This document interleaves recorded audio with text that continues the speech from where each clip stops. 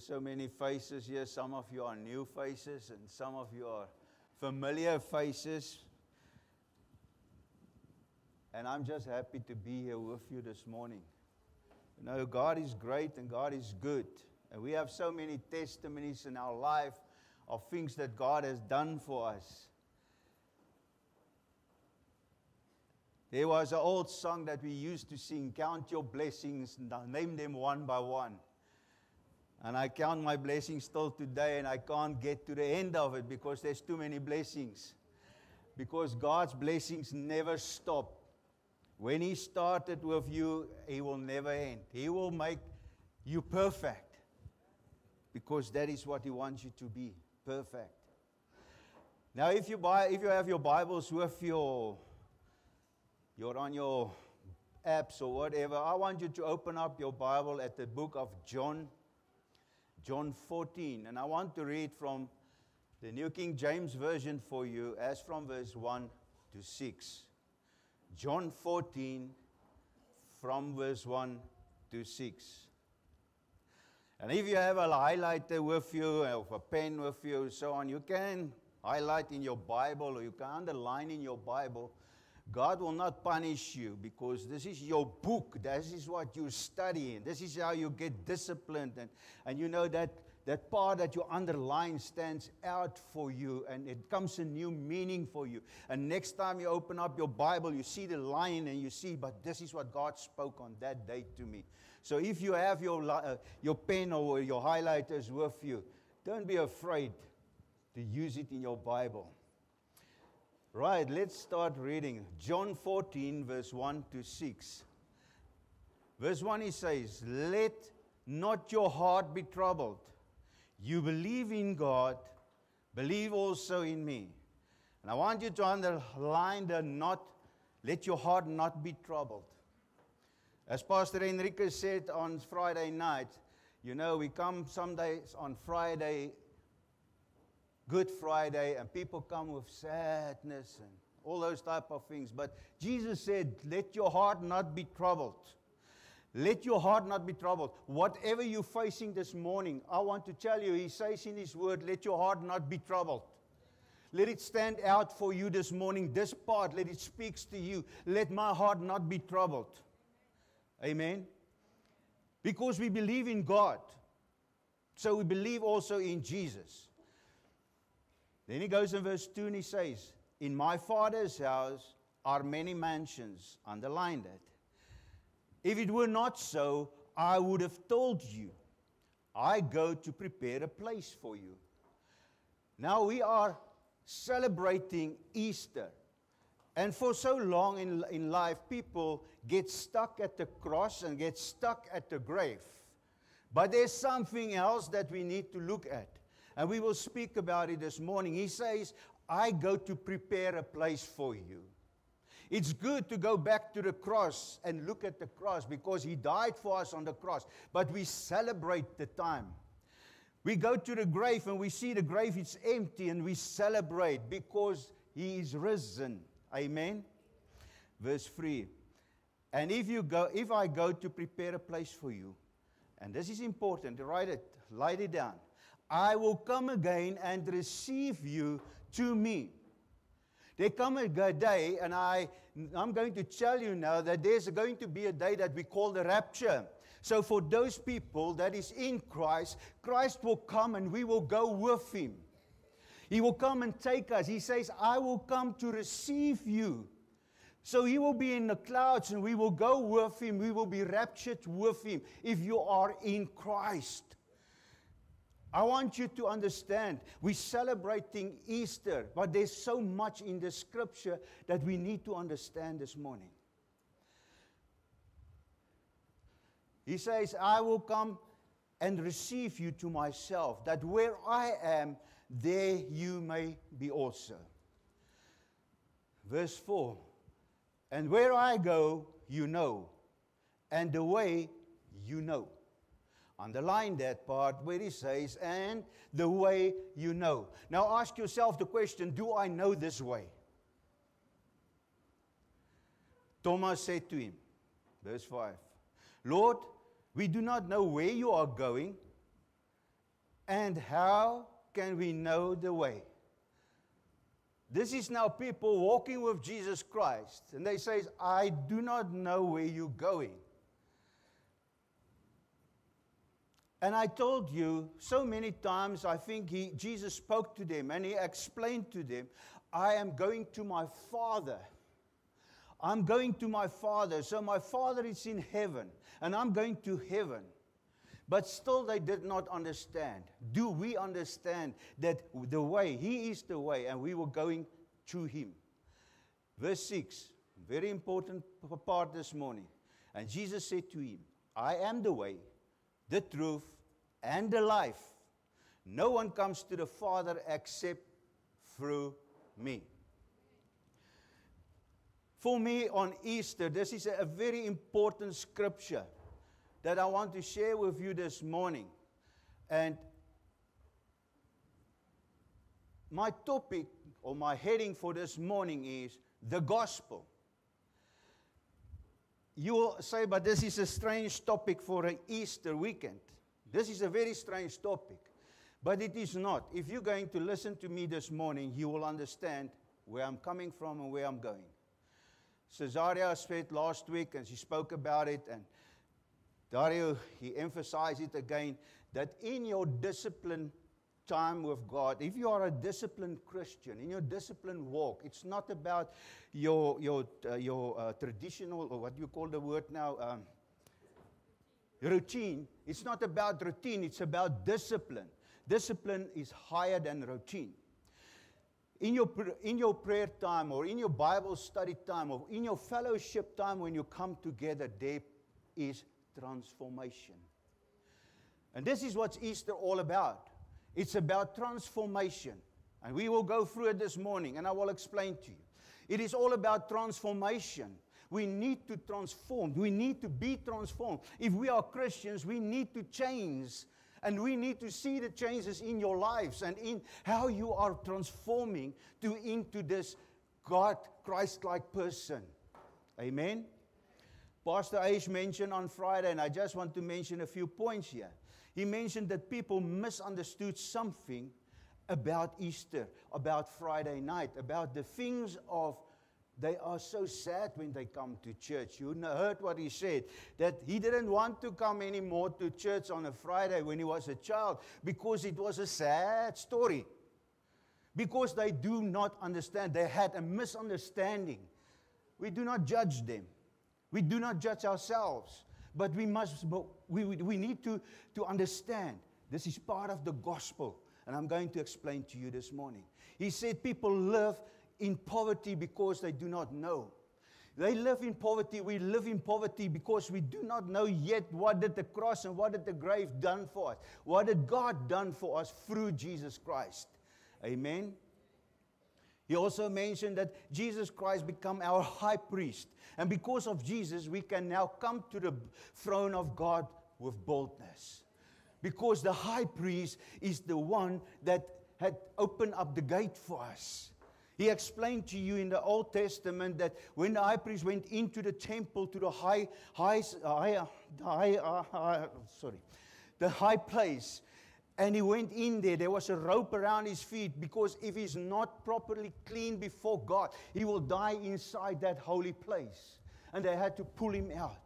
But Jesus came and He cleans us all so that we can step into that place of holiness. And we can say, Father, here I am because of Jesus Christ. We do not have to be afraid. We have seen this morning.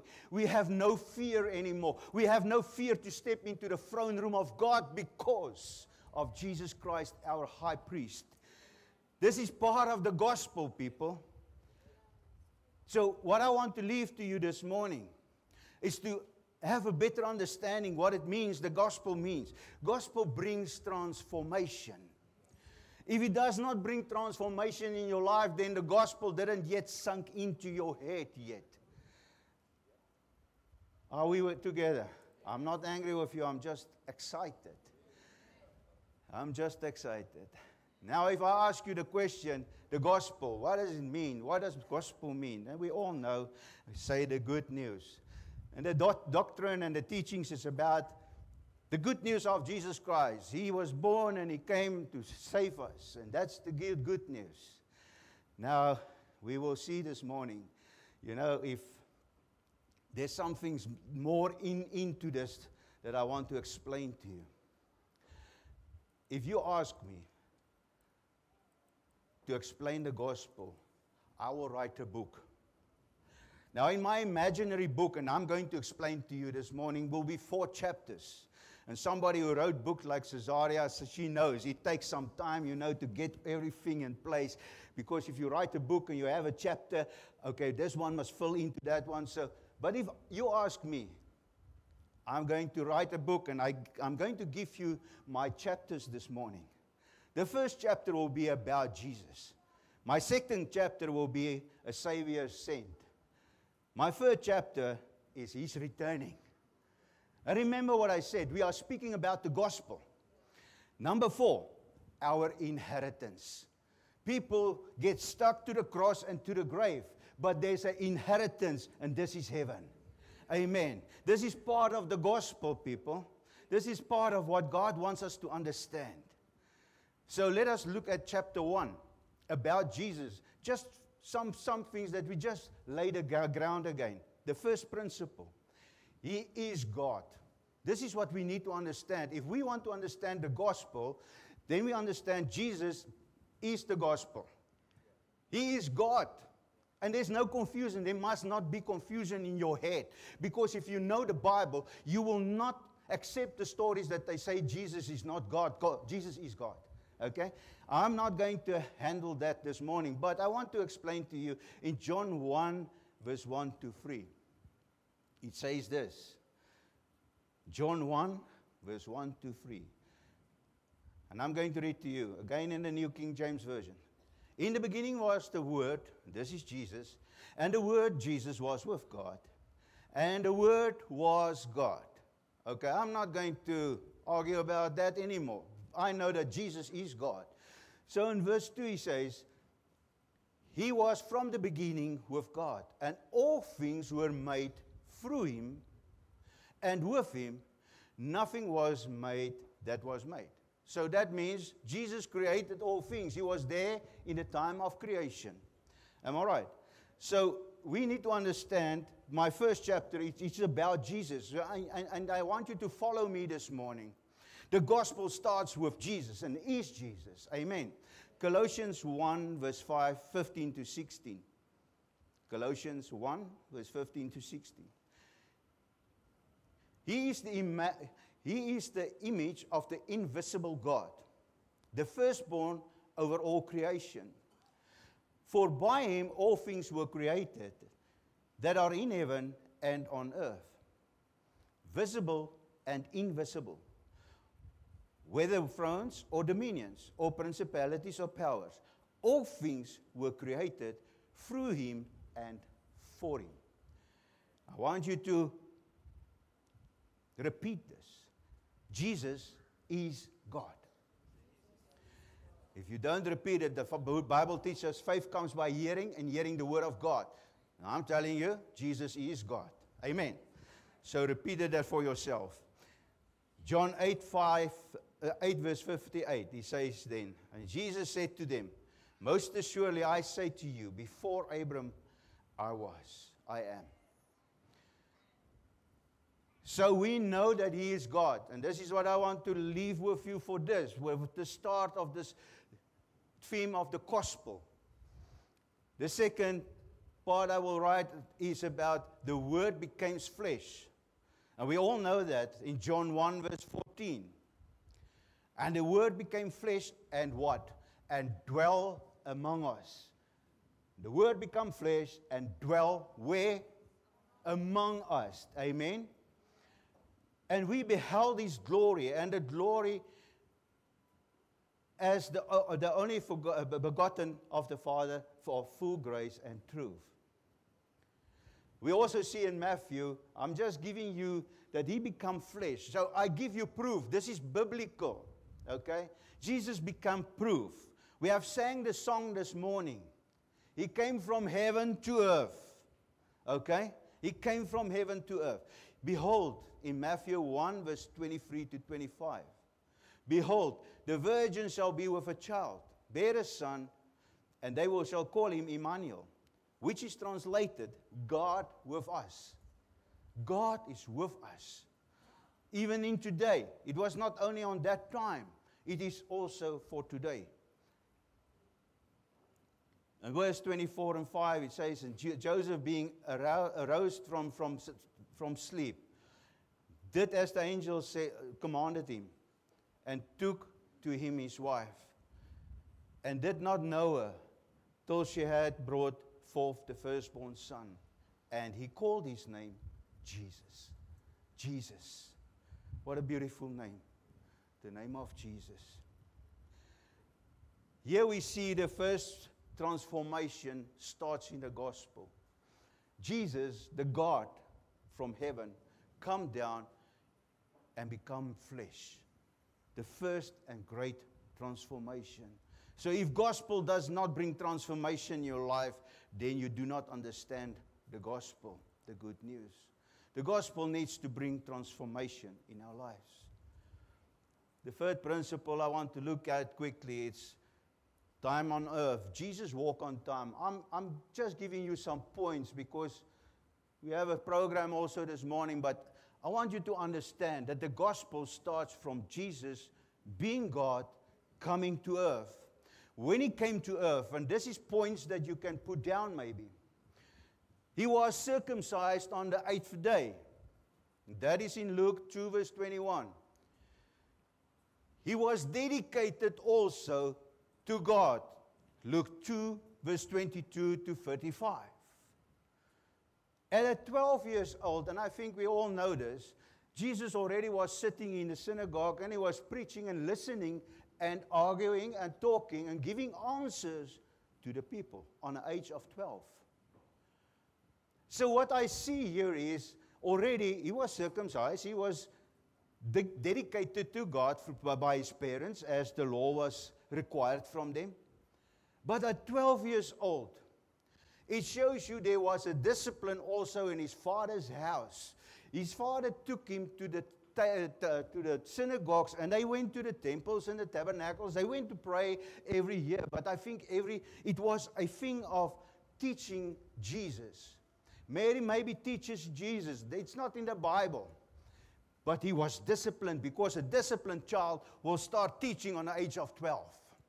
I have seen and we have experienced that children in our church years back, at the age of 8 and 10, went to the hospitals and prayed for the sick and they got healed.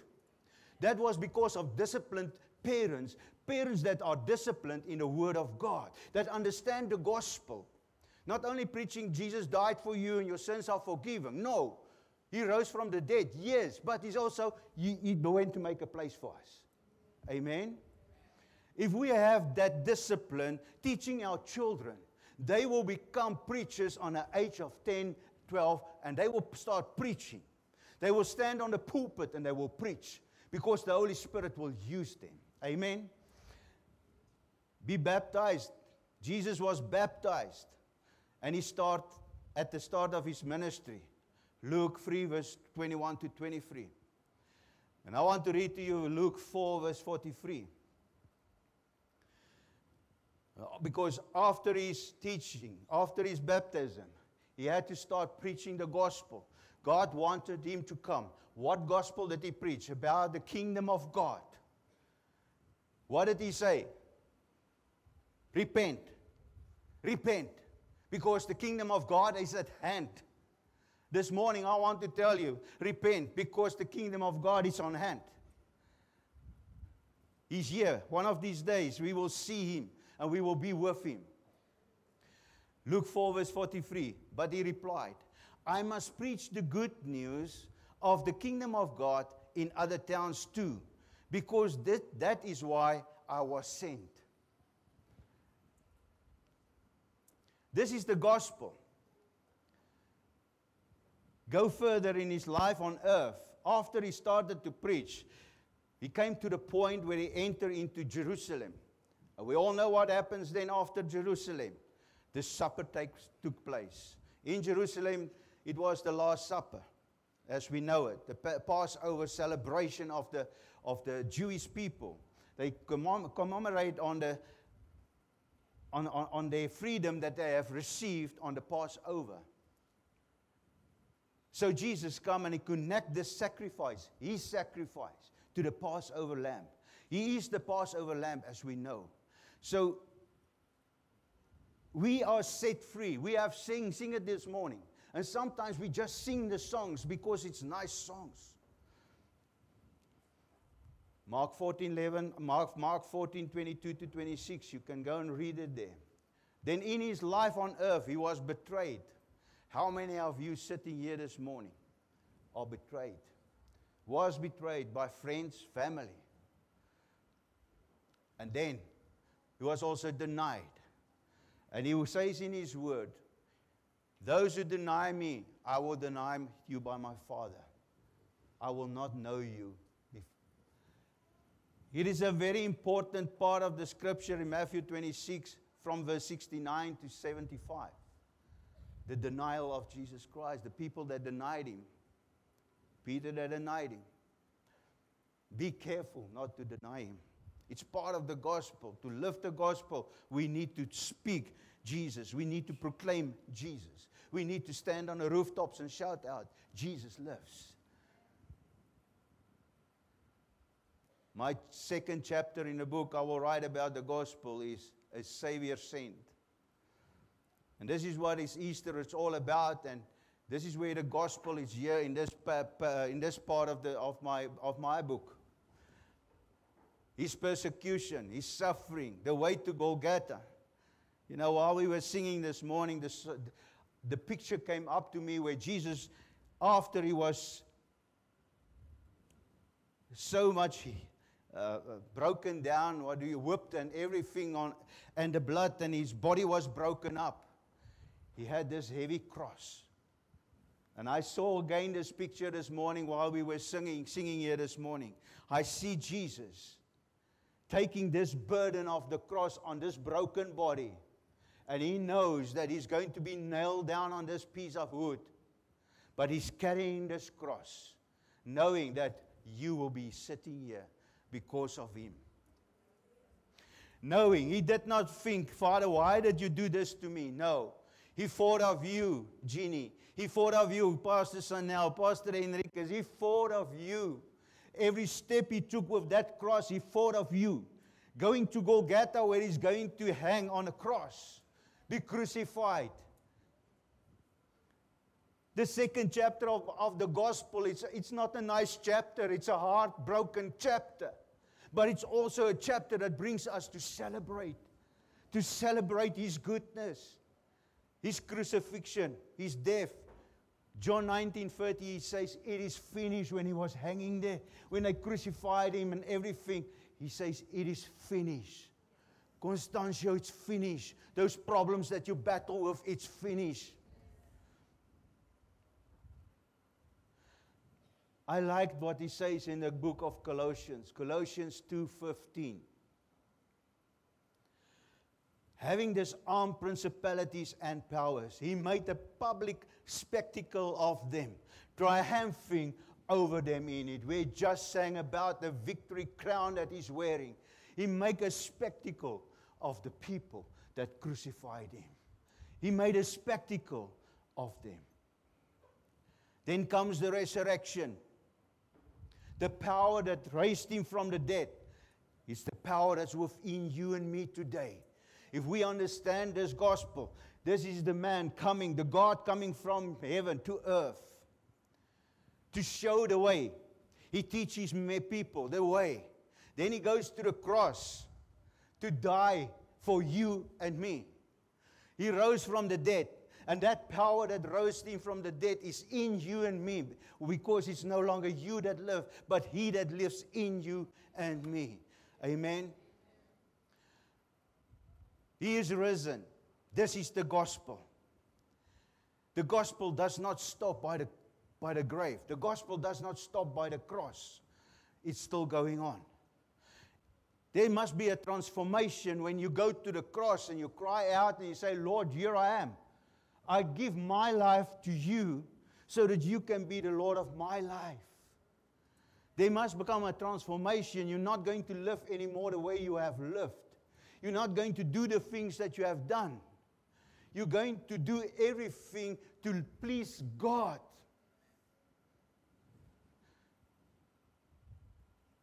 Transformation, sometimes there's sacrifice, not always, but sometimes there's a sacrifice and it's needed.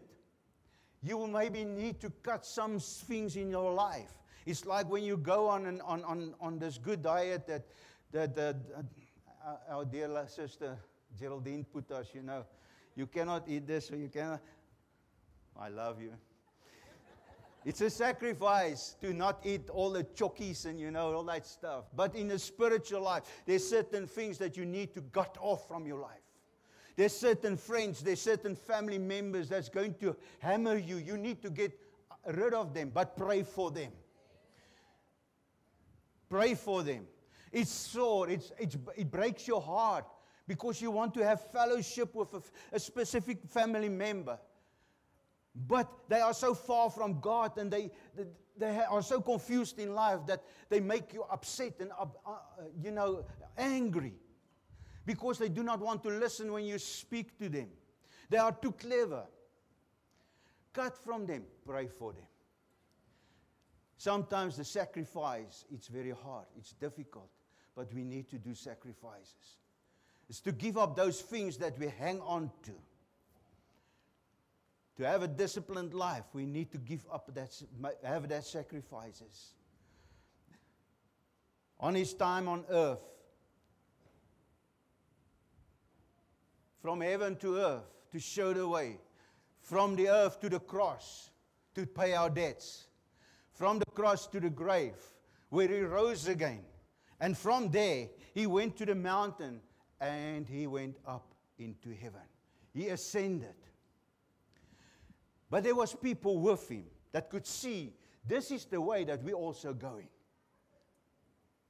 If you believe in Christ, and I'm telling you today, if the rapture takes place, we will be in the heaven with Him. We will be raptured and go. Those who do not believe will stay behind. And the tribulation will be there. And I'm not going to speak about that this morning. So He went to heaven. And He already said to us in John, as we have opened up this verse this morning, He's going to prepare a place for you and me. This is part of the gospel, brothers and sisters. The gospel doesn't stop there. The gospel goes on. He's going to prepare a place for you and me. So what is our focus? Our focus must be a joyful focus and a hopeful focus, because I'm going to heaven to be with my Father and Jesus. I'm going to be there. I'm not at the grave anymore because I know I have hope. The one that was there is not there anymore. We know that. That's what the Scripture told us. But the gospel stopped there for many people. The gospel says He's going to prepare a place for us. And it still goes on. Amen? What is He doing in heaven? He's exalted. In Ephesians 1 verse 20. In Ephesians 1 verse 20 it says this. Which He worked in Christ. You can go and read the whole passage. I just want to have this verse. Which He worked in Christ, when He raised Him from the dead and seated Him at the right hand in the heavenly places. Are you sitting with Jesus Christ this morning in the heavenly place? If you accepted Jesus Christ, we are there. In spirit, we are there. In body, we are here. But in spirit, we are there. And I want you to have this mindset. If I'm sitting in the throne room of Father God, then why do I fear? I do not have to fear. What is He still doing? He prepared a place for us. Yes, another thing that He's doing. It is the beginning of His role as a high priest. He sits with the Father. And if your name is written in the book of life, and Satan come and say, but Constance, you have done this and this. Yesterday, I saw him running over the street where there's a red robot. Then Jesus say, he's forgiven. I have paid his price. So Satan, stay away from him. He's God's child. And God and Jesus speak to the Father. And on Constance, she'll come and he says, Father, forgive me. And Father say, you are forgiven. 2,000 years back already, you are forgiven. Because Jesus is the same yesterday, today, and forever. Amen.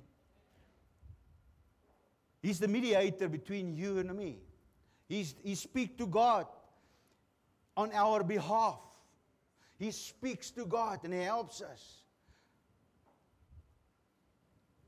Lord, I lift your name on high. You came from heaven to show us the way. It's a beautiful song. You know, if we sing the song and we understand the songs, it speaks into our hearts. It speaks deep into our hearts. Amen. Chapter 3. Don't worry, I will not be too long anymore. Chapter 3. Our hope is eternal life. This complete the gospel. It will bring us eternal life. I want to tell you something. What happens after you die depends on what happens before you die. Are you with me? What happens with you after you die depends on what happens before you die. So if you accepted Jesus Christ, you are all going to heaven. If you're living the life that God wants you to live according to the gospel, live the life that Jesus has given you. A resurrected life. A life that gives you new life. Because Jesus gives us new life. John 3:16. Oh, we love this scripture so much and we know it. And he says, God so loved the world that He gave His only begotten Son, that whoever believes in Him should not perish, but have everlasting life. That means there's life after death. Where we go after death, it's up to me and you. Up to us. And that is part of the gospel. The gospel stops not there. The gospel stops by when you close your eyes. Are you going into eternal life? Or are you going into an eternal place of devastation? Our inheritance is heaven. 1 Peter 2 verse 3-5 says this. Blessed be God and Father of our Lord Jesus Christ, who according to His abundant mercy has begotten us again to a living hope through the resurrection of Jesus Christ from the dead. A living hope because He's alive. We are alive. We have hope in Jesus Christ. We have hope in the future that we have. Are you still with me? He goes on in verse 4 and he says, to the inheritance incorruptible and undefiled, and that does not fade anyway, reserved for us in heaven. Constantia, there's a place reserved for you and me in heaven. I hope I'm going to sit next to you. Amen. God wants us to understand the gospel ends when we are in heaven. Amen. We need to understand that. Verse 5. Who are kept by the power of God through faith for salvation, ready to be revealed in the last times. In Habakkuk and in Romans it says, the just shall live by faith. We need to live by faith. Jesus died, Jesus rose, Jesus went to make a place for me. That is the faith that we need to have. Amen. So the conclusion this morning.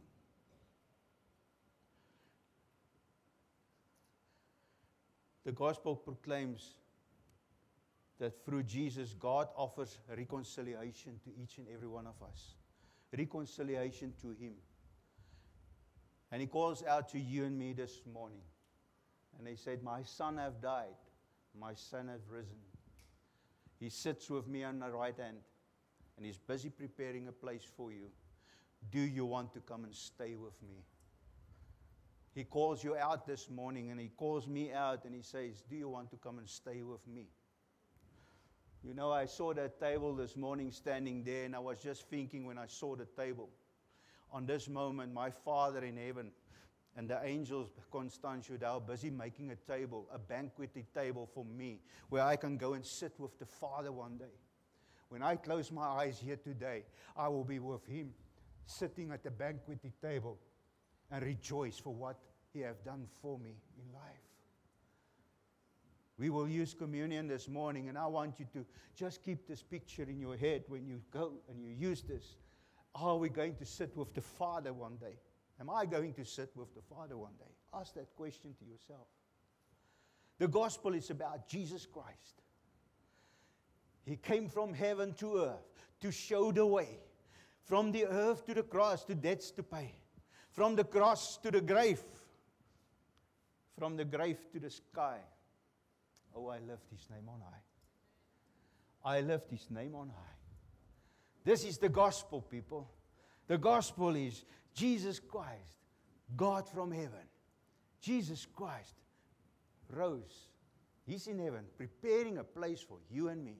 And this is our hope, our future. What we come and do at the grave and what we come and do at the cross is to give thanks. What we do at the table, it's to give thanks. Thanks for what God has done. Thanks for giving us freedom when we use the table. Thank you for the invitation, Father, that we can sit at the banquet table this morning. So when we use this table this morning, can I ask the ashes to come forward so people to help us on the table? I want to go back and I want to close with this scripture in John 4:14, as we have started this morning, verse 6. And Jesus said to him, I am the way, the truth, and the life. And no one can come to the Father but by me. He is the gospel. We cannot get into heaven if we do not accept Jesus Christ. If Jesus is not part of your life, or if Jesus is not your life, I want to ask you this morning to make Him part of your life. Not only part of your life, but let Him become your life. And I want to ask the question before we go over to the communion this morning. If there's anyone here that never ever accepted Jesus Christ in their heart,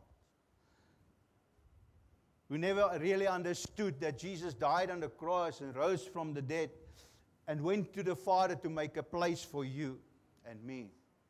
If you do not yet accept that Jesus in your heart, I'm not going to ask you to close your eyes. I'm going to ask you to stand up so that I can pray with you. If you want to accept Jesus this morning, before we use that table, just hang on with this, please.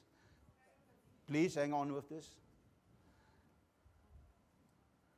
Before we get onto it, espera un cadinho, por favor. Okay. Is there anybody here that wanted to accept Jesus? Because if you did not yet accept Jesus Christ, I also want to ask you, do not partake of this table. If you did not accept Jesus Christ as your Lord and Savior, do not partake of the table. Because you cannot use the body of Christ and the blood of Jesus Christ if you do not accept that He is the Lord and Savior. That is why you do not use the table if you did not accept Him as your Lord and Savior. I want to read to you the scripture out of 1 Corinthians 11:24 to 26 quickly. And when He had given thanks, He broke the bread and He said, Take, eat, this is my body, which is broken for you. Do this in remembrance of me. Verse 25, and in the same manner He took the cup after supper, saying, This is the cup of the new covenant. Do as often as you drink it, in remembrance of me. I want to read to you verse 26, and I want you to hear this. For as often you eat this bread and drink this cup, you proclaim the Lord's death till He comes. So you can do it each and every day in your life. But you proclaim until He comes. He is coming back. He is coming back to come and fetch us. And I want you to make sure this morning, because I see there's no hands here. But I want you to make sure this morning that you accepted Jesus Christ, because He's coming And it's very soon. So when we take this, you can serve. When we take this bread and this cup this morning, I want you to just say thank you. Thank you, Father, that I can sit on the table with you this day. Thank you for the body that was broken. Thank you for the body that was risen. Thank you for preparing a place for me in heaven. Give thanks this morning.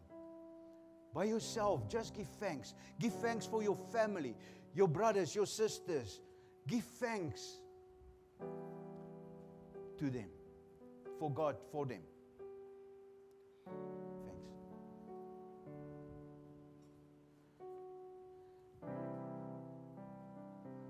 And as they are busy giving out this morning, maybe in your quietness on a moment, just think of that brother or sister or nephew or aunt or uncle that is so far away from God. Just think of them and say thanks to Father God for the mercy that He still have on their lives. And when you do have the opportunity, just call them after today and just give them a call or just connect with them and say, you know what, God loves you. That specific family member maybe that comes up to your heart now in this moment. When the service is finished, go and call that person. Maybe a friend. Maybe somebody that hurt you sometime in life, and you have that person now suddenly in your heart and your mind. Give thanks to God for the mercy that they have on that person's life. And go and call him and ask him to forgive you and make right with that person. Because we have the ministry of reconciliation in us.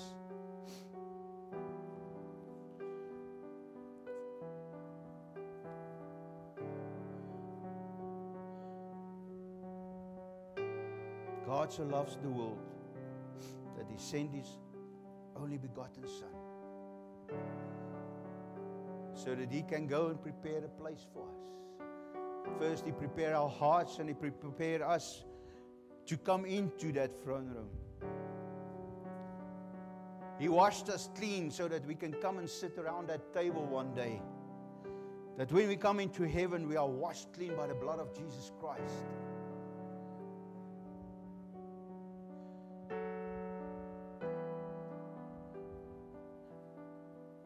Our dirty robes is taken away. It's replaced with a white robe.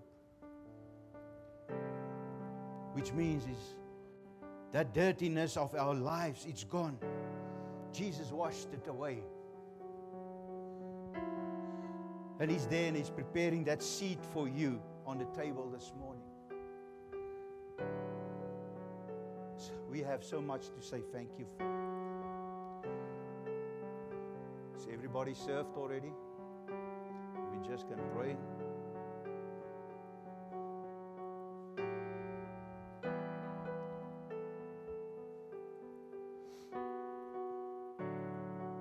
Everybody served at the back? Did they serve you? Can we just serve you in front, please?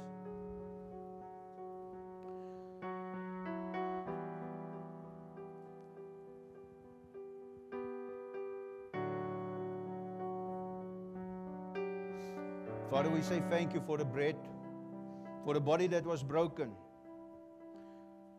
Your Son's body that was broken in pieces for us, that hang on a cross. And He said, it is finished. And we want to say thank you, Father God, because it is finished, we can sit on the banquet table this morning. We can share your goodness this morning. Thank you for the body that healed us. Thank you for the blood that have washed us. Thank you that we are healed and set free, so that we can live in liberty. We praise you and give you all the glory this morning. Yes, Lord, we lift your name on high in this place this morning. Amen.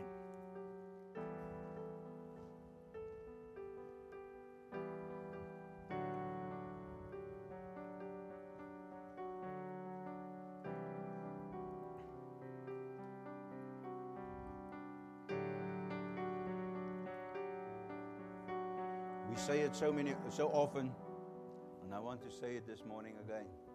God is good. Amen. And if God is good, I want you to say it out loud.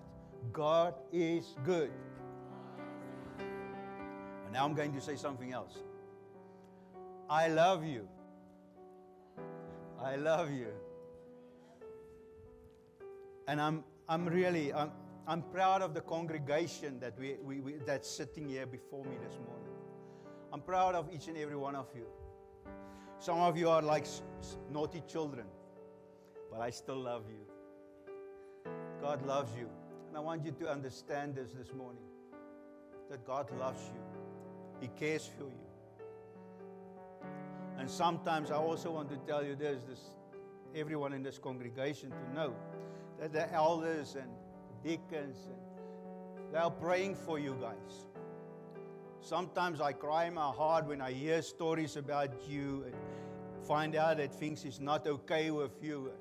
You know, I just cry before God early in the mornings for your business, for your life, for your children. You are always in our prayers. And I just want to say, I love you. I love you very much.